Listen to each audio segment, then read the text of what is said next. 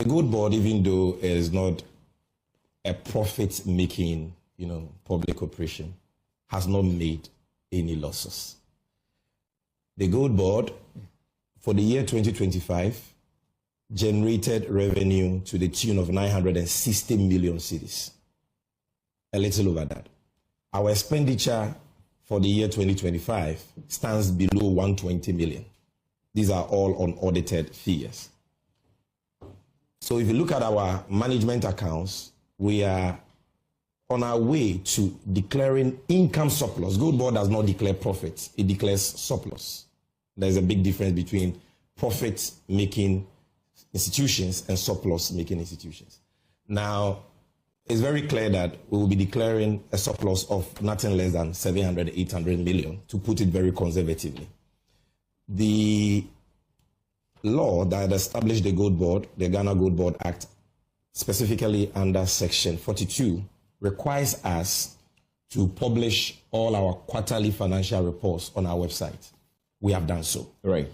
And if you check that, you will see that everything I'm telling you is factual. Yeah. And by the end of first quarter 2026, that is by March this year, the Auditor General would have completed his external audit of our accounts. And we will publish all our financials for everybody to see that Gold Board has not made losses. And when you hear people talking about Gold Board losses, maybe they are dreaming or they are hallucinating. That is what it is. We've not made any losses. These are imaginary. You are buying in excess of 3 to 4 billion Ghana cedis of gold every day. Yeah.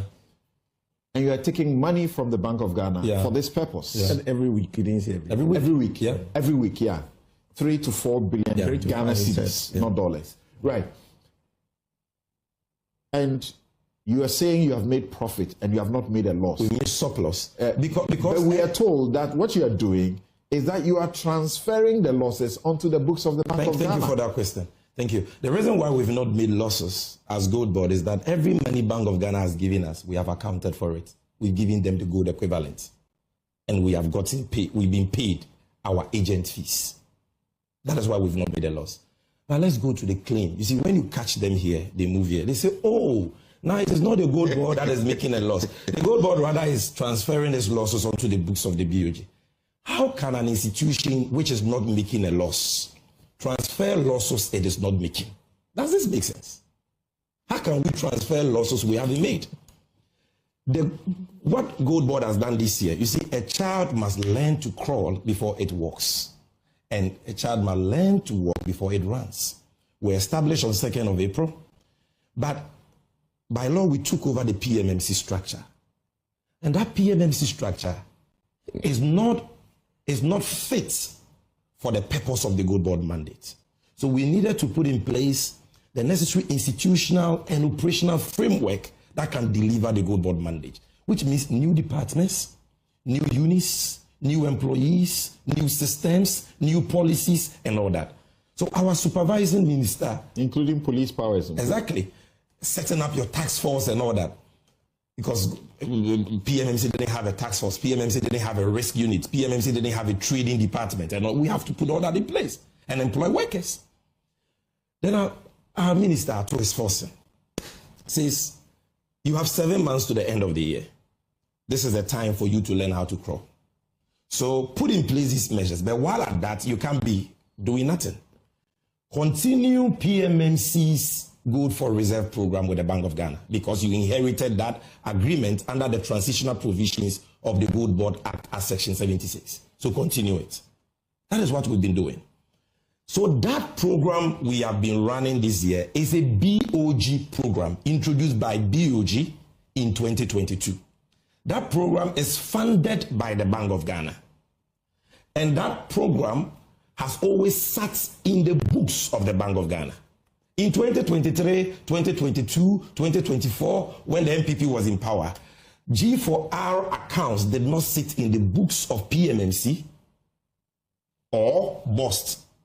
The accounts sat on the books of BOG, rightly so, because it's a BOG program funded by BOG. So where from this claim that it is Gold Board that has made an 8-month-old company now is responsible for the losses of BOG.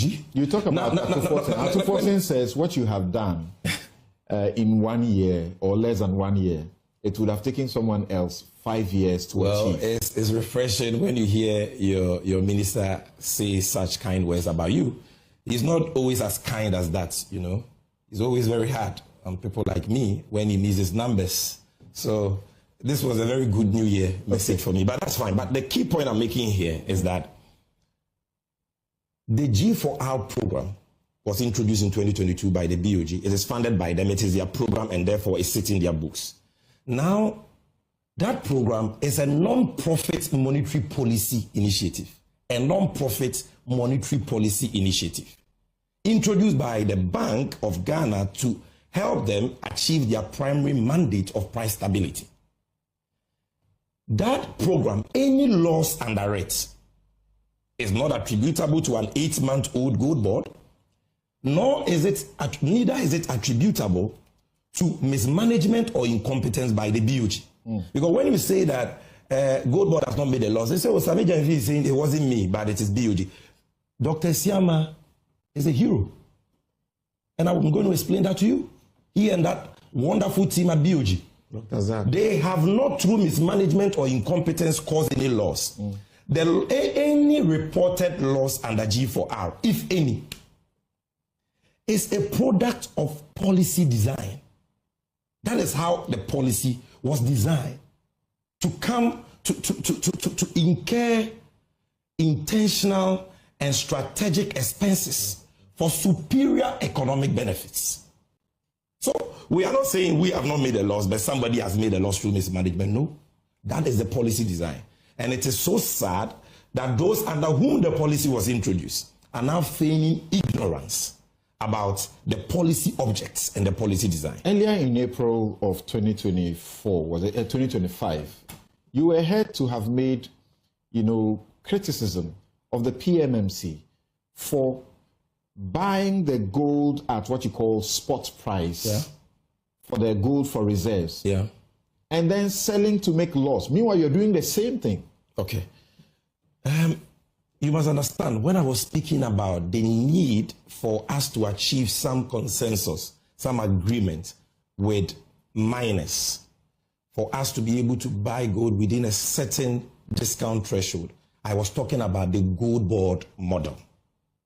I was saying that for gold board to avoid losses, the gold board will have to engage these miners for them to agree to some minimal acceptable discount. Under G4R, that is not the policy design and the policy rationale. First of all, let's ask ourselves, why was G4R introduced? Once you understand that, you will understand the point I'm making. The Bank of Ghana, Samson, did not wake up one day and said that, look, we want to make profit power, so we are going into gold for reserves. That was not the policy rationale. Over the years, Ghana has accumulated reserves mainly from the export earnings of commodities like cocoa, oil, and gold, and other export earnings. That has not been enough. So governments have resorted to borrowing to shore up reserves. Because without your reserves, your currency is dead. And without a stable currency, you don't have a country. You don't have an economy. So governments have had to resort to borrowing. Now, when the NPP came into power, that reached a crescendo. Of course, they abused it. And every year, averagely, they were borrowing from the Eurobond market about 2 to 3 billion US dollars.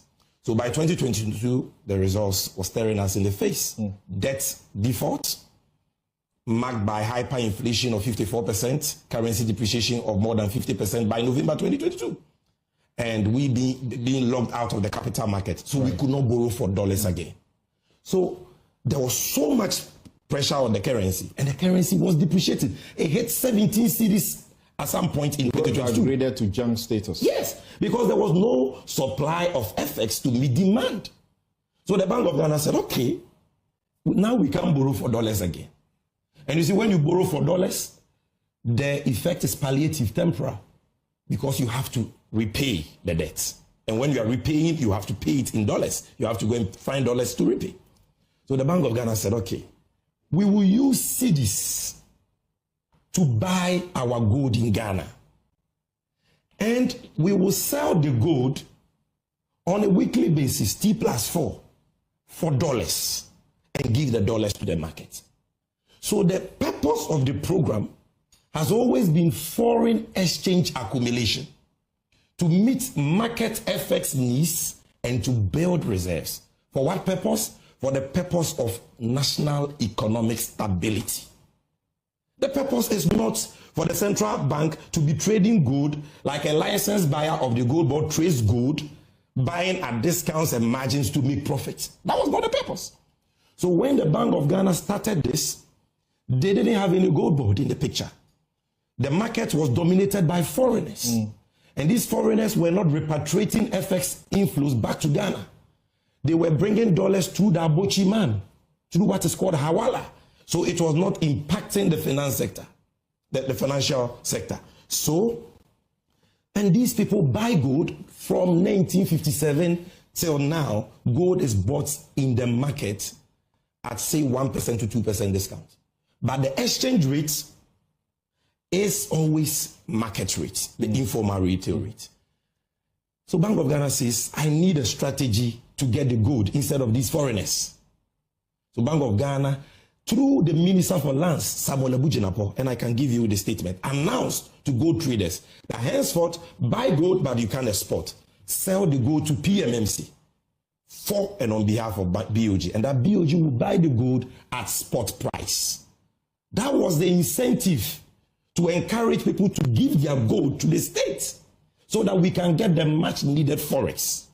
Now that obviously creates cost for the BOG, and the BOG knows that. And that is why I said the associated cost, what somebody will call loss, is an intentional and strategic expense for superior economic benefits. They know that this will be the cost of buying as spot, because we are buying as spot, offtake discount that BOG has to give to offtakers is cost. Fees it has to pay to its aggregators like GOLDBOD is cost. I learned that ChatGPT works best with detailed prompts, but I hate typing them. So instead, I dictate them using...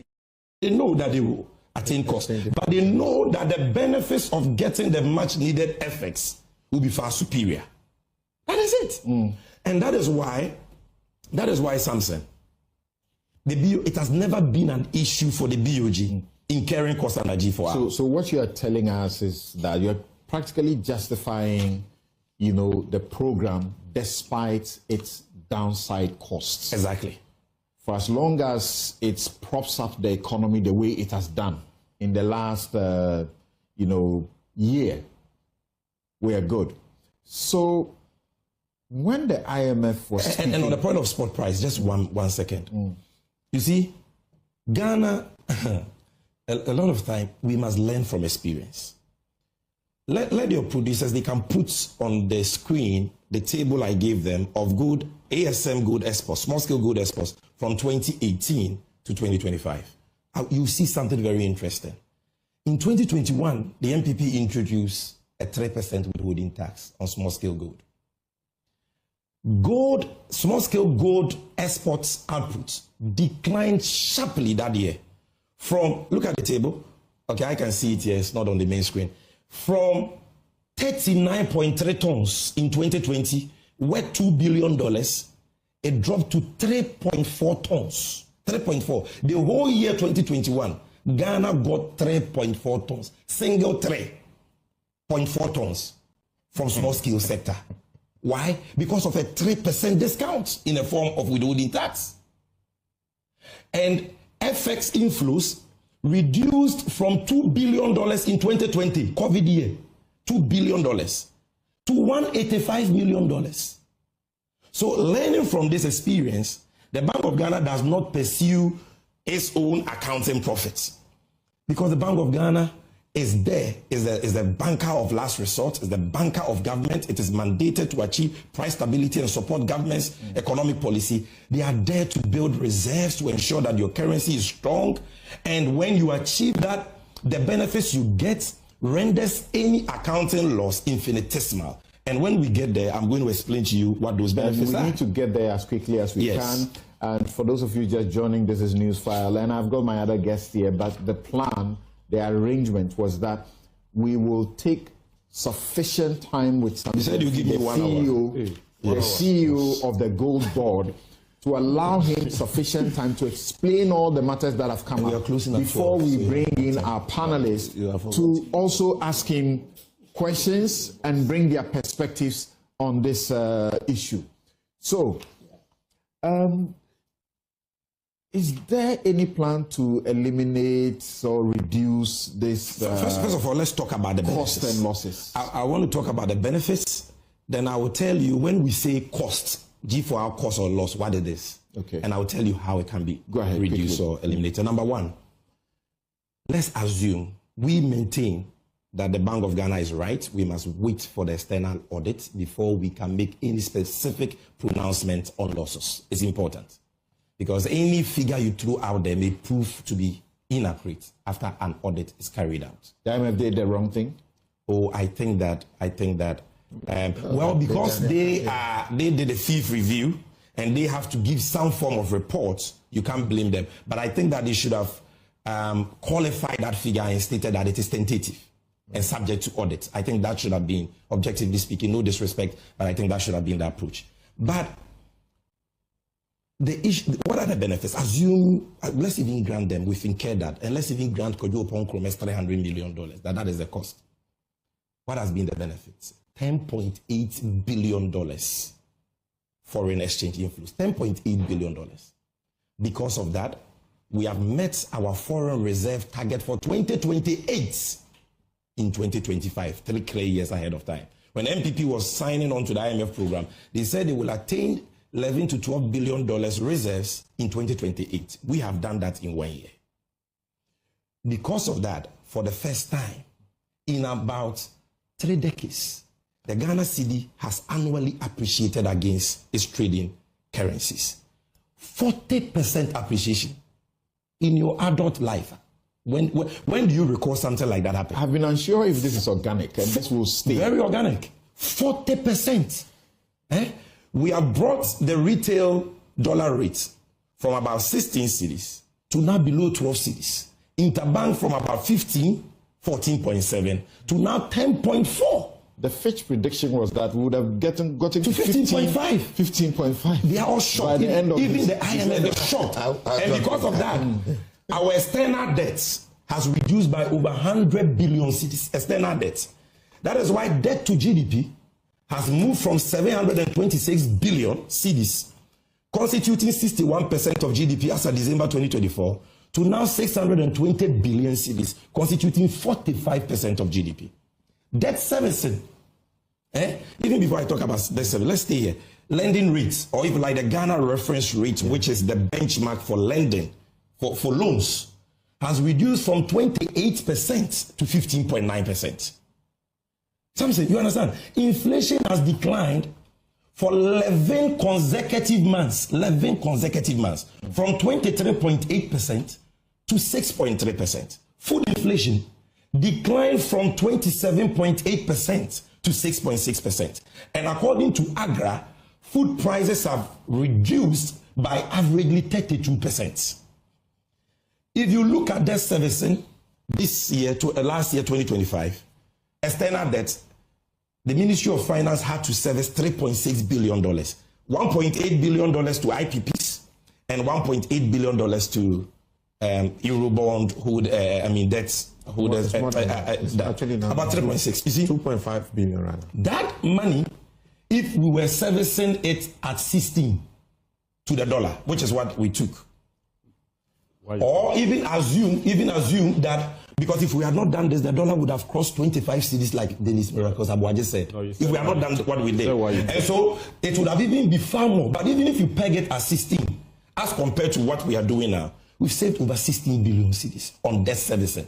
This is real saving to the taxpayer. Does this include the $709 million yes. that has just been because paid? Because that $709 million, by which the state has saved 3.5 billion. Yes, because that $709 million, the finance minister would have had to convert cedis at a higher exchange rate than now. Yes. So that difference is what I'm telling you. At least if we are using the Fitch, yes, we would have had to convert to 15.5. But today, and the saving is still more than 10 billion. Today it's at 10.1. Exactly. You might benchmark actually to budget. We even benchmark it at 11. The saving is more than 10 billion cedis. Okay. Take the import bill. As at September, $11.8 billion. If importers had to import $11.8 billion worth of goods at averagely 16 cedis to the dollar, and mind you, 16 is even conservative because without this program, dollar would have been 25. It's going to be around 18 billion. But you pick even the 11.8 at 16 as compared to 11, the saving is over 50 to 60 billion cedis to consumers. You understand? So this is not a joke. The impact has been a significant national economic gain. The cost is infinitesimal. But when we say cost, when we say losses, what are we talking about? Sometimes people think that Bank of Ghana has taken taxpayers' money, gone to buy gold, sold the gold, and we lost $240 million. Somebody has stolen money or somebody has mismanaged. That is not it. When we say G for our losses, let me explain to you. From 1957 to date, gold is bought in the gold market in Ghana at retail market exchange rate. You said that already. The euphemism for black market. Now, Bank of Ghana and Gold Board, we are buying gold from a non-bank market, which is a market made up of small-scale miners and gold dealers. And when we go, we have to buy the gold at that retail market exchange rate. Gold Board has sought to bring it to interbank. But anytime we peg the price to interbank, we realize that prices in neighboring countries like Cote d'Ivoire become higher than ours by, say, 600 cedis per pound. So all the gold goes to Cote d'Ivoire. And sometimes smugglers are offering prices at informal retail rates. So your interbank rate will not get you any gold. So when we buy the gold at the retail market exchange rates, and Bank of Ghana gets the dollar proceeds, the accountant and auditor comes to audit their books. The accountant must now convert the dollar inflow into cedis. The dollar is not really converted into cedis, but for accounting purposes, it must be converted into cedis because Bank of Ghana's books are in cedis. When the accountant is converted, the accountant says, my hands are tied. I know that the acquisition rate of the dollar is retail market exchange rate. But by law, because you are the central bank, I can only convert the dollars at interbank or BOG rates, which is always lower. So that creates an exchange rate translational difference. Because Bank of Ghana is acquiring dollars at retail market rates and converting at interbank for accounting purposes. That is 97% of the losses people are talking about. Then number two, let me tell you the second part of the loss. Bank of Ghana says, by policy design, I want to buy gold at spot to fend off smugglers and make sure that what happened in 2021, when gold output, export output declined from 39.3 tons to 3.4 tons, I don't have that situation on my hand. I need the dollars. Because of that, Bank of Ghana incurs about 2.3% cost. What does this cost? Offtake discount, which under MPP used to be at some point 2.2, came down to 1.25 in late 2024, and now Governor Esiama has brought it to 1.1, the offtake discount. Gold board fees, and of course, purity losses. Purity loss basically means that as a country, since time immemorial, we don't do the golden standard of assay to determine purity of gold. What we do is SRF, which is only indicative. But when the international buyer buys the gold, he must subject it to the golden standard of fire assay. That creates a purity difference, and that can cause a loss. That is what we are talking about here.